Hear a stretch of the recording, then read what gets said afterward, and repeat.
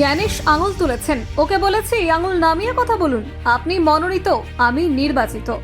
এবার একেবারেই রণংদেহী অভিষেক বন্দ্যোপাধ্যায়। নির্বাচন সদনে বিস্ফোরণ, মুখ্য নির্বাচন কমিশনের সঙ্গে মুখোমুখি সংঘাতে জড়ালেন অভিষেক। আপনি মনোনীত আর আমি নির্বাচিত, নির্বাচন কমিশনের সামনে দাপুটে চ্যালেঞ্জ অভিষেকের। 2.5 ঘন্টার উত্তপ্ত বৈঠক, দৌড়ে বিমান ধরলেন সাংসদরা। নির্বাচন সদনে কি ঘটল? কমিশনের ঘরে তৃণমূলের তোপ, জ্ঞানেশ কুমারের দিকে আঙুল তুলে পাল্টা আঙুল অভিষেকের। জোর গলায় কথা বললেই ভয় পাবো না, নির্বাচন কমিশনকে করা বার্তা তৃণমূলের। বিজেপির দালাল, নির্বাচন সদনে মুখ্য কমিশনারকে ঘিরে তৃণমূলের তীব্র আক্রমণ।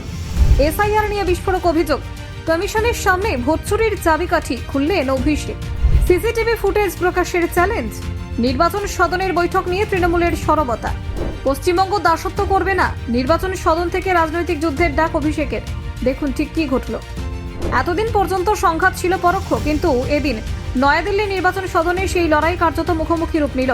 তৃণমূল কংগ্রেস এবং দলের সর্বভারতীয় সাধারণ সম্পাদক অভিষেক বন্দ্যোপাধ্যায়ের সঙ্গে সরাসরি সংঘাতে জড়িয়ে পড়লেন মুখ্য নির্বাচন কমিশনার জ্ঞানেশ কুমার। তৃণমূলের প্রতিনিধি দলের সঙ্গে দীর্ঘ বৈঠকের পর অভিষেক যেভাবে প্রকাশ্যে নিজের ক্ষোভ ও অভিযোগ তুলে ধরেছেন, তাতে পরিস্থিতির তীব্রতা স্পষ্ট হয়ে উঠেছে।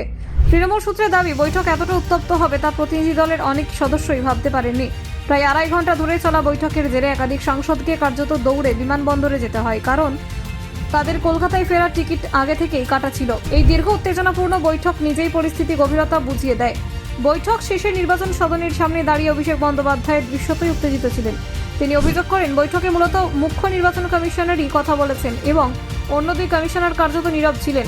অভিষেকের বক্তব্য, তারা প্রশ্ন তোলার চেষ্টা করলে থামিয়ে দেওয়া হচ্ছিল এবং এক পর্যায়ে জ্ঞানেশ কুমার উচ্চস্বরে কথা বলে তার দিকে আঙুল তোলেন। এই ঘটনায় অভিষেক প্রকাশ্যে প্রতিবাদ জানান। তিনি বলেন, মনোনীত পদে থাকা কেউ যেন নির্বাচিত জনপ্রতিনিধিদের সঙ্গে এই ভাষায় কথা না বলে।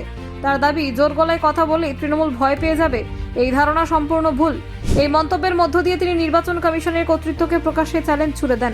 তৃণমূলের এক সাংসদের দাবি, বৈঠকের মধ্যে অভিষেক আরও আক্রমণাত্মক হন এবং জ্ঞানেশ কুমারকে বিজেপি ঘনিষ্ঠ বলে সরাসরি আক্রমণ করেন। পাশাপাশি এসআইআর প্রক্রিয়াকে ঘিরে আতঙ্কে মৃত্যুর প্রসঙ্গ তোলা হয়। সূত্রের খবর, এই অভিযোগের জবাবে জ্ঞানেশ জানান, তিনি বিষয়টি সম্পর্কে অবগত এবং তার বিরুদ্ধে রক্ত লেগে আছে এই ধরনের প্রচারের কথাও তার কানে পৌঁছেছে। সাধারণত সংবাদ মাধ্যমের সামনে অভিষেক বন্দ্যোপাধ্যায় খুব সংযত থাকেন, কিন্তু এদিন সেই সংযম দেখা যায়নি। তিনি প্রকাশ্যে জ্ঞানেশ কুমারকে চ্যালেঞ্জ জানিয়ে বলেন, তাদের তোলা 10টি প্রশ্নের মধ্যে মাত্র 2-3টির জবাবই কমিশন দিতে পেরেছে। ক্ষমতা থাকলে বৈঠকে সিসিটিভি ফুটেজ প্রকাশ করার দাবি জানান তিনি। এই প্রসঙ্গে অভিষেক আরও বলেন, পশ্চিমবঙ্গের মানুষ কোনোভাবেই দাসত্ব মেনে নেবে না।